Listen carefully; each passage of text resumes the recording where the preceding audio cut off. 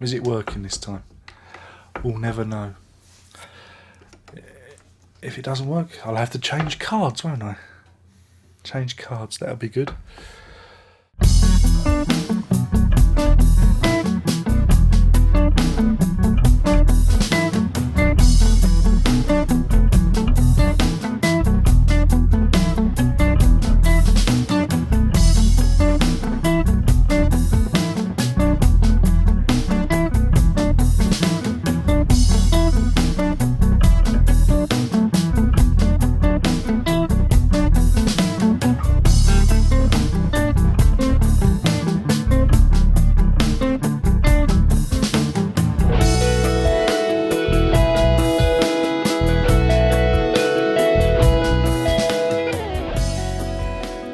Hello, and welcome to episode 435, I think that's right, of Prog Review. Today, it's The Wall again.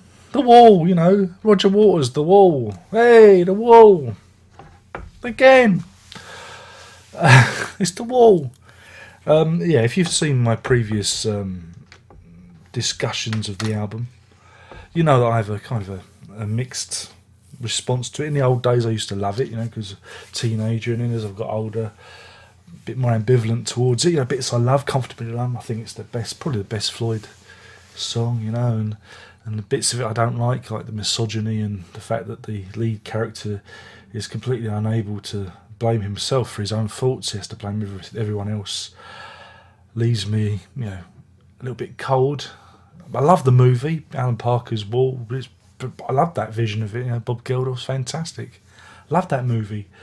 But then, you know, I remember when Dear Roger did The Wall in Berlin back in 1990. We got the live feed of it on our TV. The live feed. That had all the mistakes in, like, you know, with bits of the wall being wobbly and people missing their musical cues, and Sinead O'Connor forgetting the words and microphones not working. It was something to behold. No, I was probably tainted by that as well, you know. So yeah, I knew what to expect when, you know, putting this on. They've upgraded it. Everything's, you know, HD now, Blu-ray. You know, the effects are bigger, better, sharper, faster, harder. And but what Dear Roger's done is he's taken The Wall, the show, and he's added almost like a road movie of him visiting his grandfather's war grave and his father's war grave as well.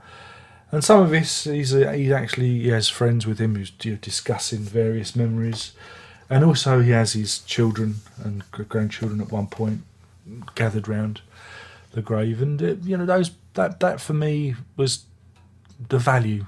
That's where the value of it of the Blu-ray lie, and it's a real shame.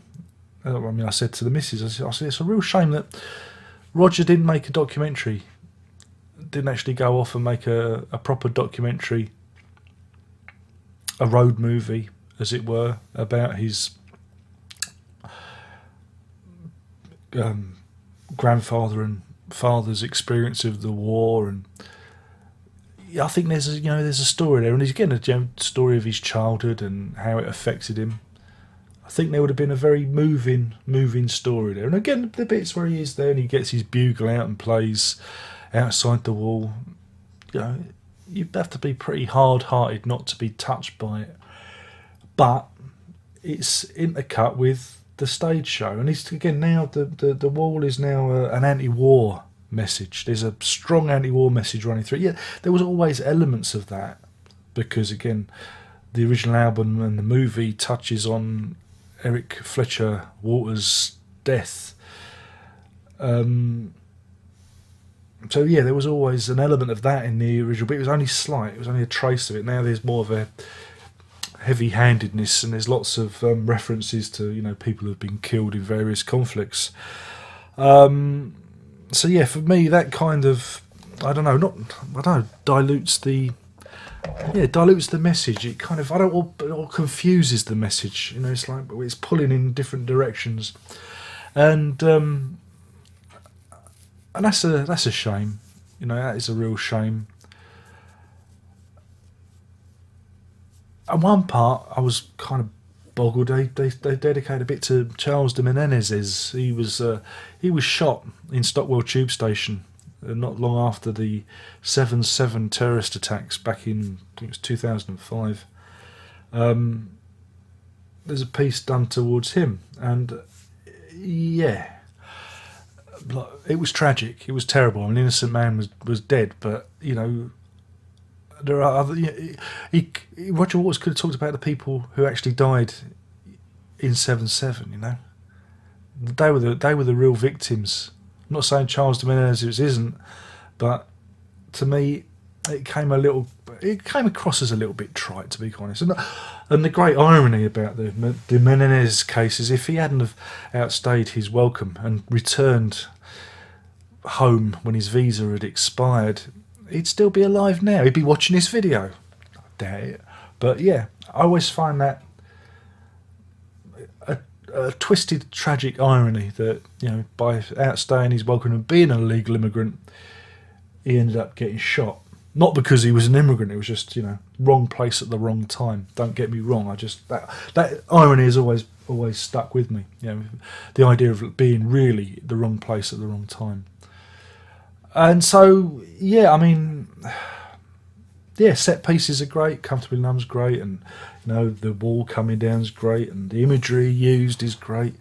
But I just sat there and it kind of just washed over me. You know, it seems a bit dated now. You know, it is what it is. It's a big 1970s show. You know, it's a big prog rock show thrust in your face, and it is of its time.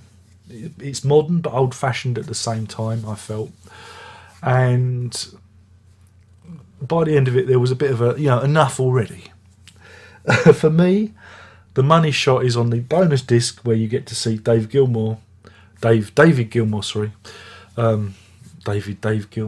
doing his thing on top of the wall for Comfortably Numb, and Nick Mason turn up for Outside the Wall with David Gilmour at the end.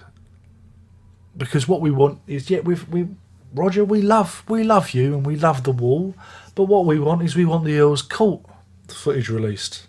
It's out there. I have some of it. I have it on my hard drive at the moment.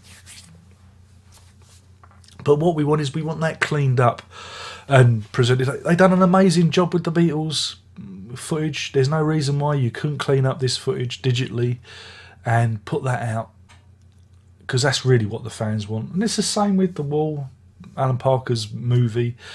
We need a cleaned up, restored Blu-ray version of that. That's what we really want. It's a shame that wasn't in the Wall immersion box set. I think I've whinged about that before. But yeah, I mean, so what you get here is you get a document of a tour. And again, if you've seen it, if you were there, you're going to love this, because it's going to take you back, and it's going to be, you know, it's going to be a nice memory for you, you know, and you're going to really get something from it. But for the lay person, unless you are an absolute fan, you know, there's not. I don't know. I don't know. I just find it a little bit diluted, because it's not Pink Floyd. It's Roger Waters, and you know, some of it's a little bit. Some of it's good, and some of it's bad, and like I say, the emotional impact for me is completely gone, and tacking on this anti-war message is, whilst I don't know, his heart's in the right. See, the thing about Roger Waters, right, is his heart's in the right place. You know, I know what he's trying to do, but I don't know.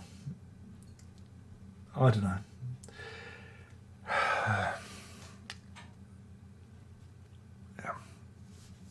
So that's how I am. That's what I think of it. One for the fans. Not to say it isn't. I mean, it's very well put together. It's visually great. The surround sound's fantastic. It uses Dolby Atmos. Apparently, I was reading up about it. It got 128 or 256 separate channels that they can, and you can if you want to have speakers on the ceiling. But I've got because I've got 7.1. Oh yeah, I've got 2 extra speakers. Yeah, it was really good to hear the sound effects spread around, but I don't know. I just It was a big show. That was it. That's all I've got to say. It was just Roger showing off. But again, I must commend him for a guy who's, was he 72 now? He certainly put his heart and soul into the performance and into the production. But I think, you know, he's missing a trick. If he'd have put out a documentary about, you know, Roger Waters, the road trip, a bit like we saw Dave Gilmour's documentary the other day. If we'd seen Roger Waters talking candidly about what he feels about the war and about politics and about, you know, how his grandfather and father had died for the, you know, for the country, and that road movie, I think it'd been much more powerful story. And by combining them together, you kind of lessen both. Yeah. But that's just me. That's just my opinion. I may be completely wrong. So in terms of rating, I'm going to give this 3 hammers. That's not sledgehammer. I know I'm doing sledgehammer, but that's meant to be the hammer. Hammers, you know, hammers. I'm going to give it 3 hammers out of 5. That's 3 hammers out of 5. Great package, but not really what I wanted. And that's it. With that, I'm off. I've been talking about Roger Waters' The Wall. Thank you for watching. Remember, there is social media. You can get me on the old Twitface, Google Plus, if that, I don't know, is that still working? Yeah. There's the Patreon, patreon.com/lock, where you can throw a few pennies into the hat to keep this tired and weary frame shambling forwards towards the great Prog void. And then there's also the music you can check out. Yeah, there's loads of music for you to listen to. You can even buy it if you want at music.darrenlock.com. And thank you for watching. Hopefully you've enjoyed this. Hopefully I haven't put you off of it. I know a lot of people will be thumbsing this down because I think it's the best thing ever. But, you know, I've got to be honest. You come here for honesty. And that's it. Only one more thing to say. And you know what that is. And that is Prog on!